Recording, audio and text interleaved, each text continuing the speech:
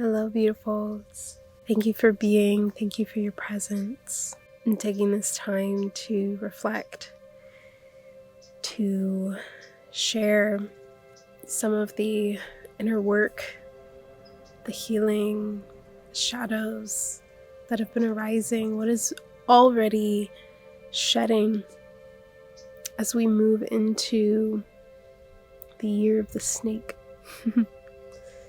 From the dragon to the snake.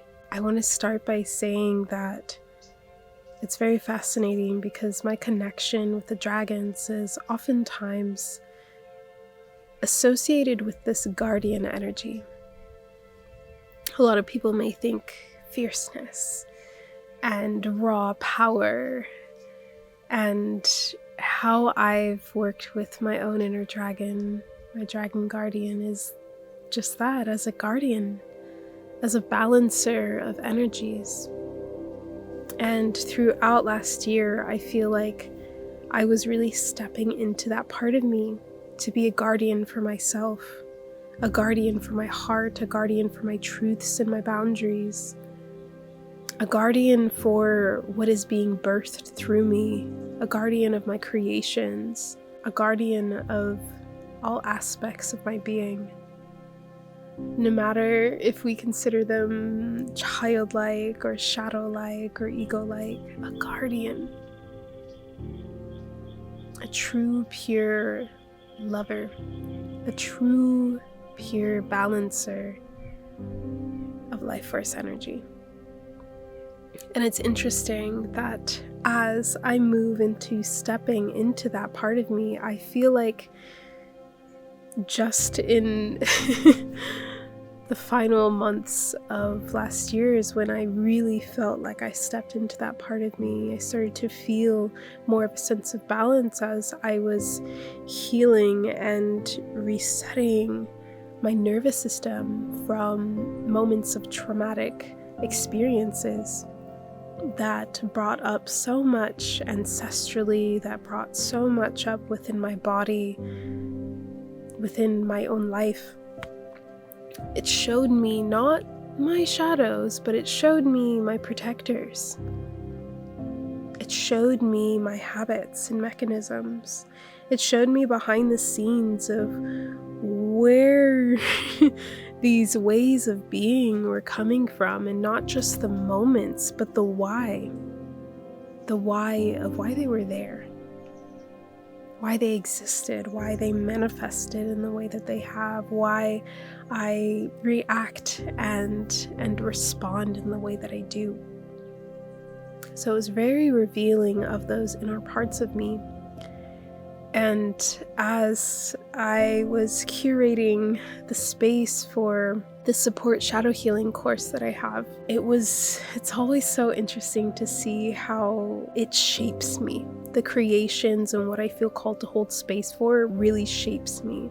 It reminds me of what this journey is. It really allows me to see deeper and to practice these loving practices, the nurturing, the multitude of ways to process and be with yourself, to show up as a guardian for yourself, to show up as an authority to yourself, as a mother, as a father, as a guardian, as a lover, to really be there and holding space. And this is why I originally created Becoming One, even back in 2020 when I had the drops that, okay, we're going to be moving through our shadows and we're going to do it in a different way, following a process that aligns with our truest self, a process that gets to honor the journey and the shadow, the truth inside of each one of us that is so deeply beautiful and unique, that honors the existence of this soul, this being, this human that is moving through this process of seeing a part of himself that has been hidden or suppressed or shut down or judged or shunned, whether it be by you or by many. And I was moving through this on such a deep level. as I was healing through trauma, really mainly focusing on my body and my nervous system. And I've learned so much in that process. I've developed a lot more anxiety, honestly. And I've been in and out of survival states, in and out of triggers, still holding deep awareness for what's happening, and yet still moving through panic attacks, anxiety attacks, moments where I feel that protector part of me take over. And then there's like this opening to let all of these negative thoughts in, to keep me somewhere, to keep me away from something, to keep me safe.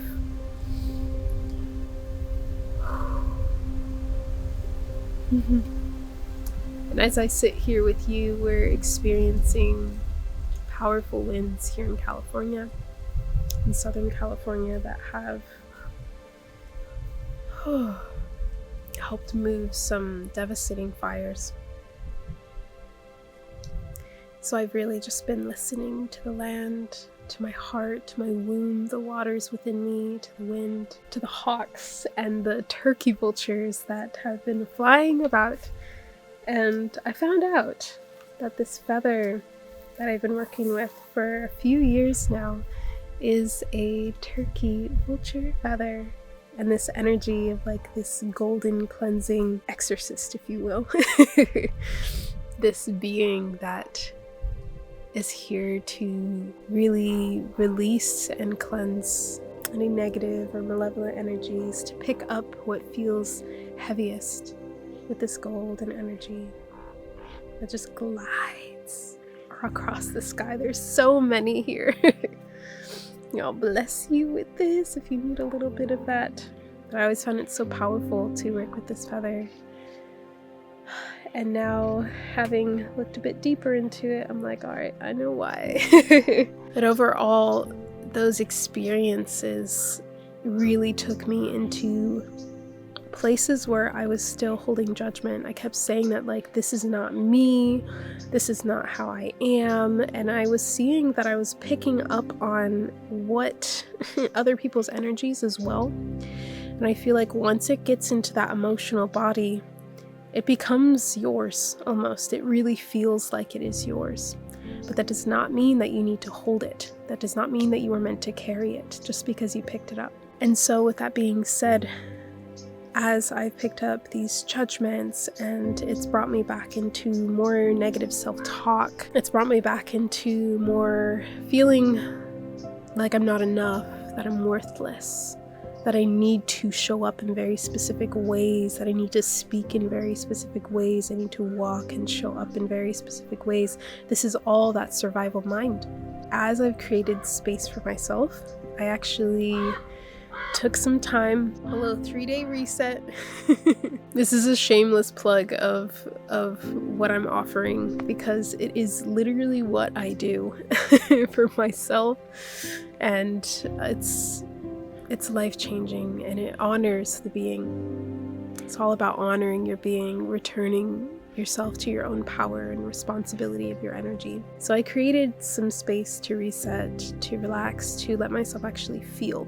So I was feeling a lot coming out of last year with everything that was just like brushed up in my face. I was like, you know what, I need to just focus on my body. I need to just focus on my nervous system, focus on relaxation. And I threw myself into a lot of dissociation, more depressive states of being, and I got sick.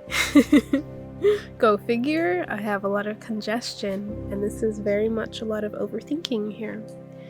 And as soon as I realized that, I started to feel it in my heart, like the flutters of anxiety. And then coming down here into like the solar plexus, the core area, I could feel that fire, like wanting to burn it all away. So in creating this space, I've been sitting and listening and being and shutting down that part of my mind that wants to know, that wants to have it figured out, that wants to feel clear-minded.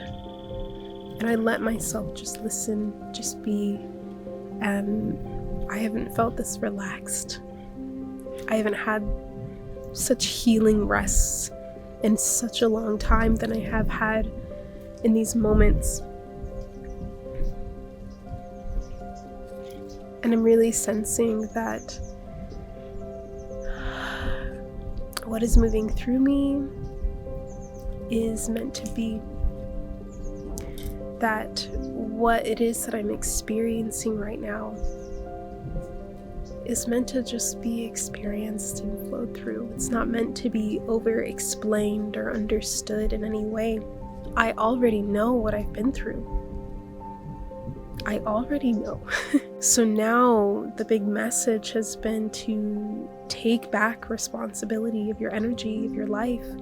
This was huge for me, taking back that responsibility, as I have been in the past few months, like releasing a lot more distractions, because all of those distractions were creating like that self-bully, the comparison. It's all just manipulation and distraction. So in releasing those distractions and allowing myself to come home to myself, I started to see who was hiding behind specific thoughts and feelings and emotions and confusion. There are many aspects of our being, understandings and ways of existing, living within our being now. All potentials live here in the present moment. So in seeing that there's this part of me really listening to my body, fully grounded, allowing myself to rest and receive and be accepting, my choices and my actions and taking responsibility for my energy, there was also this part of me that was feeling very turned off by it. That was feeling like I needed to do more, that I needed to show up in more, that I needed to have conversations, that I needed to over-explain myself. And I realized that part of me was this shadow aspect that was very competitive, internalizing this competitiveness, in turn experiencing a form of bullying toward myself, and really just starting to create this form of distraction to see that there's always more that I can add, and that this is what will please others, and that this is what will serve people. And so as I met this part of myself, was really internalizing that competitive nature. I was making it very, very gentle, very small, very smooth, something that I do not feel often. But I noticed that with the judgment coming up, and as I'm moving through these darker energies within me, this grief inside of me, that it was more available for it to be showing itself to me, because I finally listened. I finally let myself have space and room in my heart to let that part of me in, to actually be seen. And so in meeting that part of me, I was like, sometimes I really know how to meet myself in this time. I was like, you know what? I'm going through some things. I don't know how to speak with you. And eventually I just let that part of me know, like, you are not in competition with anything, anyone. You are not in competition physically, mentally, spiritually, emotionally. I grew up with sisters, and that was a big part of my life, especially since we did the same things. And there was comparison. You could feel it, you could hear it. And so this was a big part of my life, is recognizing that in order for me to be seen, I need to see the differences and make the changes on myself. And so I started to see this part of me really shift and change, and like different characteristics starting to melt away, to change, and eventually laid in some healing waters as I rested. But taking this space for myself and allowing myself the opportunity to really listen has been so freeing to my emotional body. After I really held space for that part of me and went with the flow of what I was experiencing, emotional energy was just like flowing out of me. Like the waters inside of me were no longer dammed. They were moving. And I felt like so relaxed and so light. I felt so light. No longer heavy, but so relaxed that my body was like giving in to gravity. And so these experiences I've been really moving through. I've had a multitude of what you could call shadow aspects, which are really just different aspects of my being that do not need to be in the shadow, as they are not anymore. They are now in full awareness. It's been very beautiful. It's also been very difficult. There's been a lot of grieving and a lot of accepting of where I'm at and what I'm experiencing and feeling. And it feels like a purification. And I find that as I move into this year, that I am the hardest on myself. And you wouldn't believe it because, I preach self-love.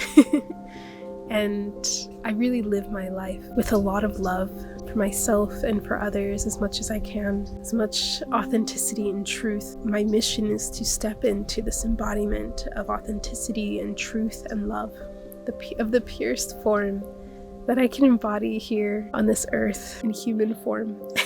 I have seen that I am yet still tough on myself. And at some points this is really helpful because it's challenging. It's challenging, and I love that. I think that I love that part of me that's excited to grow and to change and to shift. And yet I started to see that in this last year, that I was judging myself for how I may have been seeing things and experiencing them and feeling them, because they weren't of the utmost. They weren't fully in alignment with my values. But one of my values is unconditional love and compassion and kindness.